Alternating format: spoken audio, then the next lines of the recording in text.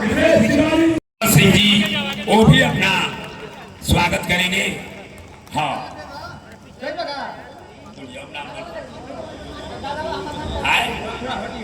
अखिलेश सिंह जी चांदी मुकुट से हमारे उप मुख्यमंत्री जी का और बिहार के प्रदेश भाजपा के अध्यक्ष जी का सम्मानित करेंगे, स्वागत करेंगे। टेंट में बैठे जब इस देश में नरेंद्र मोदी की सरकार के पहले याद कीजिए, हमें तो पिछले 27-28 साल से बिहार सरकार में मंत्री और विधायक हूं। मैं देखता रहा हूं साथियों, हम लोग को एक पंचायत में 5 इंदिरा आवास मिल जाता था, बहुत खुश हो जाता था कि गांव में 5 लोगों का भला कर पाएंगे। लेकिन मोदी जी ने तय किया साथियों, 2014 में आए, 2014 से लेकर 70 वर्ष तक इस देश में मात्र 3 करोड़ लोगों के पक्का मकान बना, और बिहार जैसे प्रदेश में 28 लाख लोगों के पक्के मकान बने।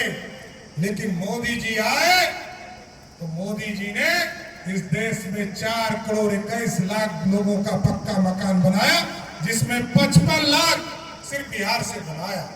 और हम आश्वस्त करते हैं अभी 1.5 साल तक और डबल इंजन की सरकार चलाएगी साथियों। 2025 में चुनाव होने वाला और 25 में फिर वोट मांगने आपसे आएंगे। एकदम लिख लीजिए कागज पर, जितने गरीब हैं, जिनको झोपड़ी है, उसके पक्के मकान बनाने का काम 2025 के पहले करने वाला। इसलिए कोई गरीब छूटे नहीं। हम भाजपा और एनडीए के कार्यकर्ताओं से जरूर आग्रह करें, मिथिलेश जी, राजेंद्र जी, निविता सिंह जी, सभी लोगों से आग्रह करेंगे, सब लोग इसका प्रयास शुरू करें।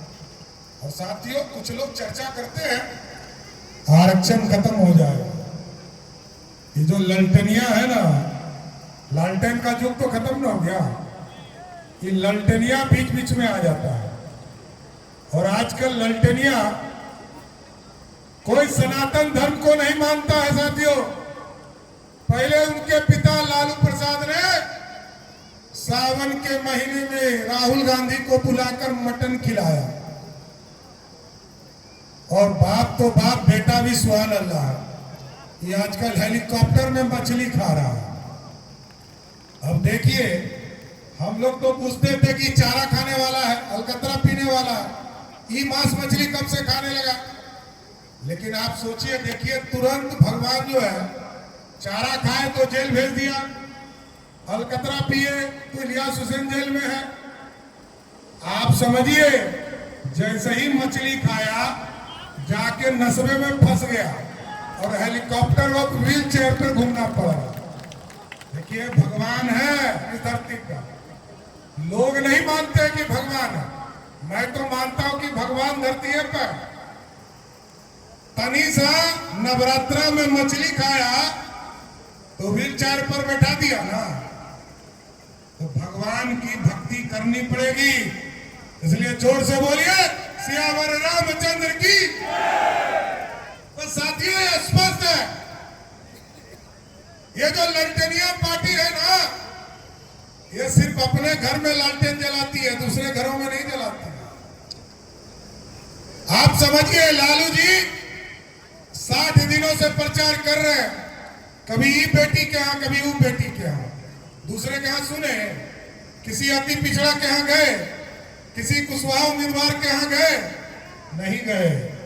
तो कहा है तुमको 2 बेटियां पसंद है, दूसरा हार जाए तो वैसे खाता वाता नहीं खुलेगा, कंफर्म रहिए। पूरे बिहार में लालटेन का खाता वाता नहीं खुलना है, एकदम स्पष्ट। और आजकल जो है बड़ा प्रेम दिख रहा है लवकुश समाज से। 1/4 सीट सम्राट चौधरी और नीतीश कुमार जी को देखकर और उपेंद्र कुशवाहा को देखकर दिया है। देखिए, इस सबसे कोई फर्क नहीं पड़ता है।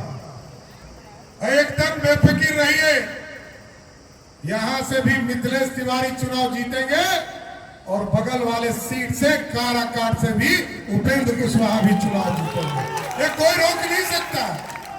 हम कॉम्बिनेशन से चलते हैं, हम सिर्फ एक जाति धर्म पर नहीं चलते।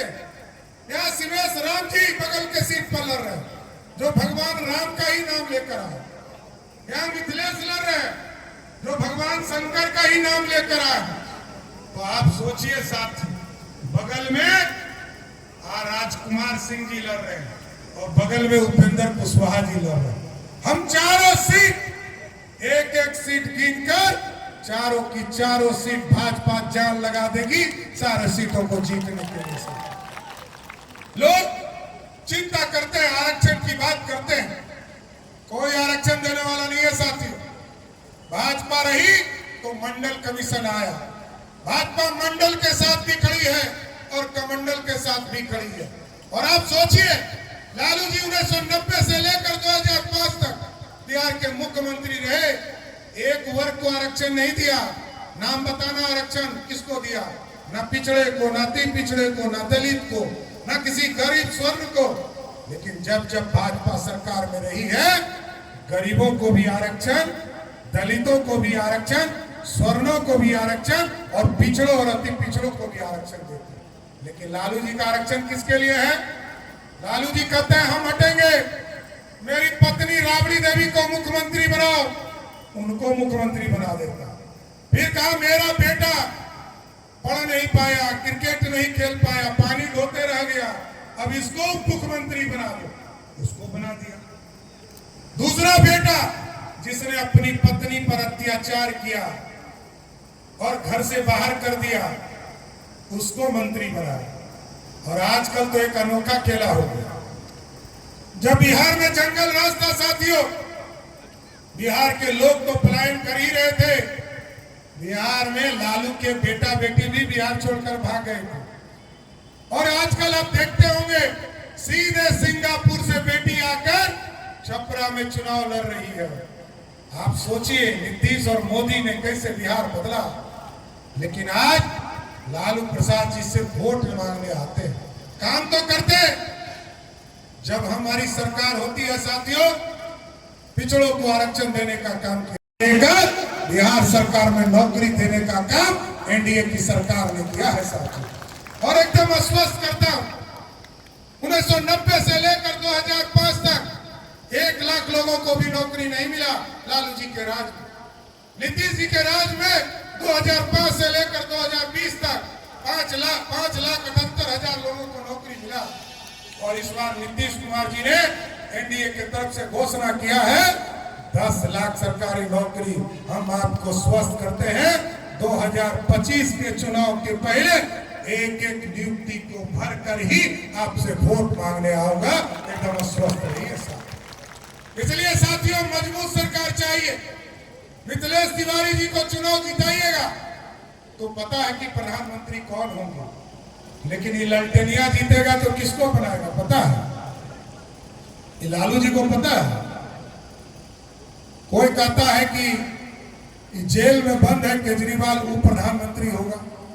कोई कहता है अखिलेश यादव होगा, कोई कहता है ममता दीदी होगी, कोई कहता है कि हेमंत सोरेन जेल में है इसलिए उसको छुड़ाने के लिए प्रधानमंत्री बनाया जाएगा।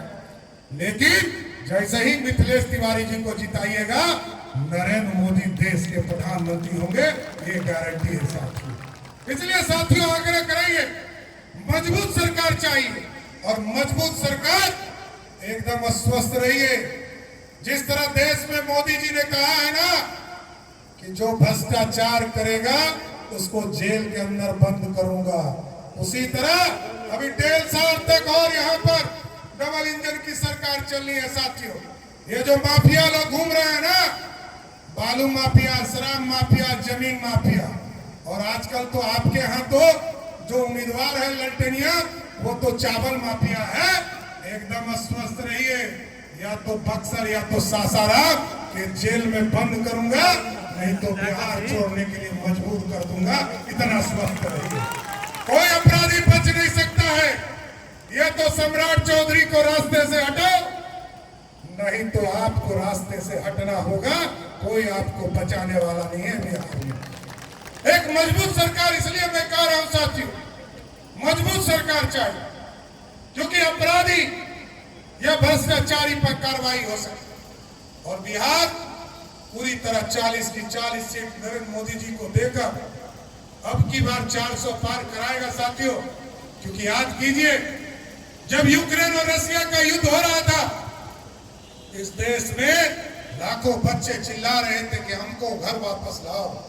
मोदी जी ने कहा पुतिन जी को, जो रसिया के प्रधान राष्ट्रपति हैं, कि युद्ध रोको। युद्ध रुक गया। आज तक रुकता नहीं था युद्ध, लेकिन मोदी जी ने कहा युद्ध रोको, युद्ध रुक गया। और जब भारत के बच्चे वहां फंसे थे तो यूक्रेन के प्रधानमंत्री ने फोन किया मोदी जी को कि मोदी जी युद्ध तो रुक गया, अरे भारत के बच्चे को पहचानूंगा कैसे? मोदी जी ने कहा जिस बच्चे के हाथ में तिरंगा होगा वही भारत का बच्चा होगा। यह है भारत, ये बदलता हुआ भारत है साथियों। इसलिए साथियों आपसे एक एक वोट चाहता हूं, तो चुनाव जिताइएगा ना मिथिलेश जी को। कोई चक्कर नीचे नहीं ना पड़ना है।